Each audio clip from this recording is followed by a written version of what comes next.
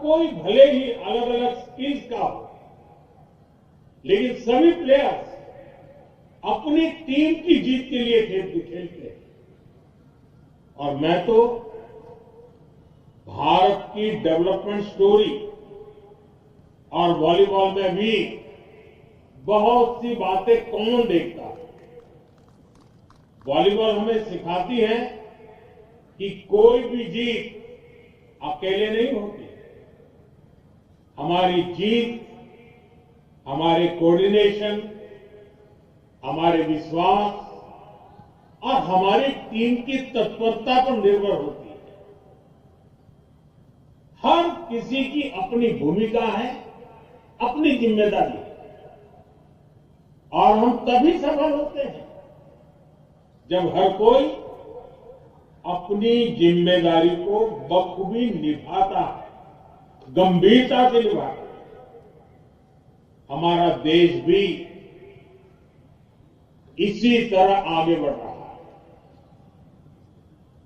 स्वच्छता से digital payment तक और एक पेड़ मां के नाम से लेकर विकसित भारत के अभियान तक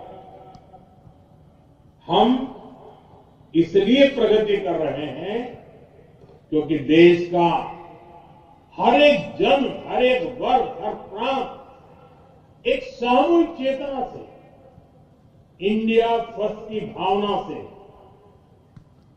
देश के लिए काम कर रहा है। साथियों, आजकल दुनिया में भारत की ग्रोथ की, हमारी इकोनॉमी की भूरी भूरी प्रशंसा हो रही है। लेकिन जब देश विकास करता है तो ये प्रगति सिर्फ आर्थिक मोर्चे तक सीमित नहीं रहती। ये आत्मविश्वास खेल के मैदान पर भी दिखता है।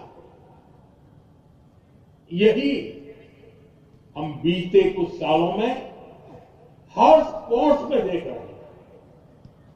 साल 2014 के बाद से अलग अलग खेलों में भारत का प्रदर्शन लगातार बेहतर हुआ है। हमें बहुत गर्व होता है जब जैन जी को खेल के मैदान पर तिरंगा फहराते देखते हैं। साथियों, एक समय था जब खेलों को लेकर सरकार और समाज दोनों में ही उदासीनता का भाव था। इस वजह से खिलाड़ियों में भी अपने भविष्य को लेकर आशंकाएं रहती थी। बहुत कम युवा स्पोर्ट्स को करियर की तरह अपनाते थे।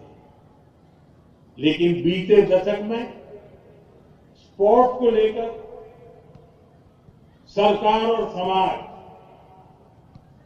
दोनों की ही सोच में बदलाव दिख रहा है। सरकार ने स्पोर्ट्स का बजट काफी ज्यादा बढ़ा दिया है। आज भारत का खेल मॉडल एथलीट सेंट्रिक हो गया है।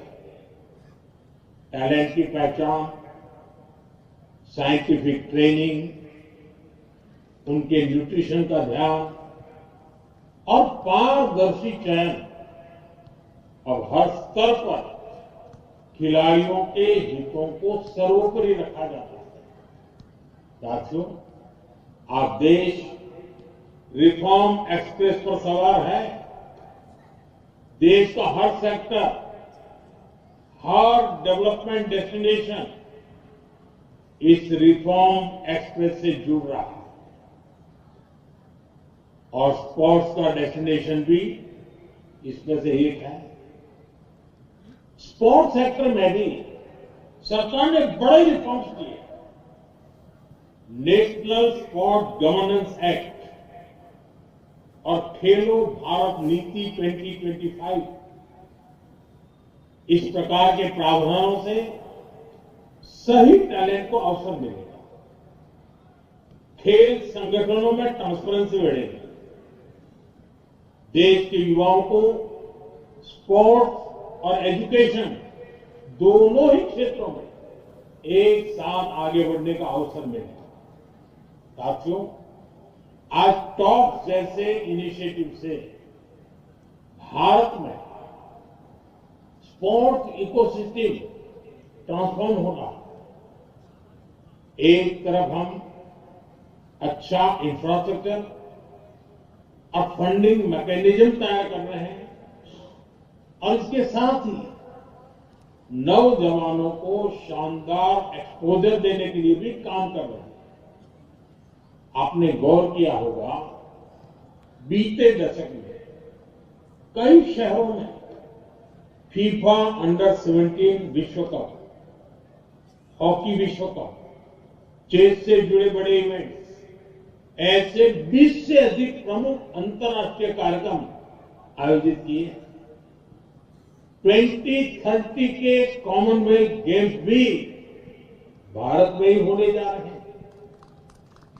भारत पूरी मजबूती से 2036 ओलंपिक की मेजबानी के लिए भी तैयारी कर रहा है। इसके पीछे प्रयास है कि ज्यादा से ज्यादा खिलाड़ियों को ज्यादा से ज्यादा खेलने के मौके मिले। साथियों, हम स्कूल स्तर पर भी खिलाड़ियों को ओलंपिक स्पोर्ट्स का एक्सपोजर देने में जुटे हैं। खेलो इंडिया अभियान की वजह से सैकड़ों युवाओं को नेशनल स्तर पर आगे आने का मौका मिला है। अभी कुछ दिन पहले ही सांसद खेल महोत्सव का भी समापन हुआ है। इसमें भी करीब करीब 1 करोड़ युवाओं ने अपनी प्रतिभा दिखाई है। मैं काशी का सांसद हूं और इसलिए आपको ये भी गर्व से बताऊंगा कि सांसद खेल महोत्सव के दौरान मेरी काशी के भी करीब 3 लाख युवाओं ने मैदान पर अपना दमखम दिखाया। साथियों, स्पोर्ट्स इंफ्रास्ट्रक्चर को लेकर जो बदलाव आया उसका लाभ काशी को भी मिल रहा है। काशी में आधुनिक खेल सुविधाएं बन रही हैं, अलग अलग खेलों से जुड़े स्टेडियम बन रहे हैं, नए स्पोर्ट्स कॉम्प्लेक्स में आसपास के जिलों के खिलाड़ियों को भी ट्रेनिंग का मौका मिल रहा है। आप आज जिस सीघा स्टेडियम में खड़े हैं, ये भी अनेक आधुनिक सुविधाओं से लैस हो गया। साथियों, मुझे खुशी है कि काशी बड़े इवेंट्स के लिए तैयार हो रही है। वॉलीबॉल के नेशनल कंपटीशन के लिए देश के स्पोर्टिंग मैप में जगह बनाना भी काशी के लिए बहुत अहम है।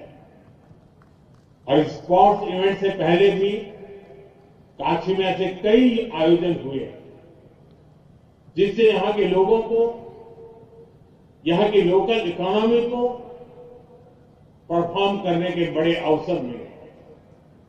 जैसे बनारस में G20 की महत्वपूर्ण मीटिंग हुई, काशी तमिल संगमम और काशी तेलुगु संगमम जैसे सांस्कृतिक उत्सव हुए, प्रवासी भारतीय लोगों का सम्मेलन हुआ और काशी संघाई सहयोग संगठन की सामूहिक राजधानी भी बनी है, सांस्कृतिक राजधानी के रूप में।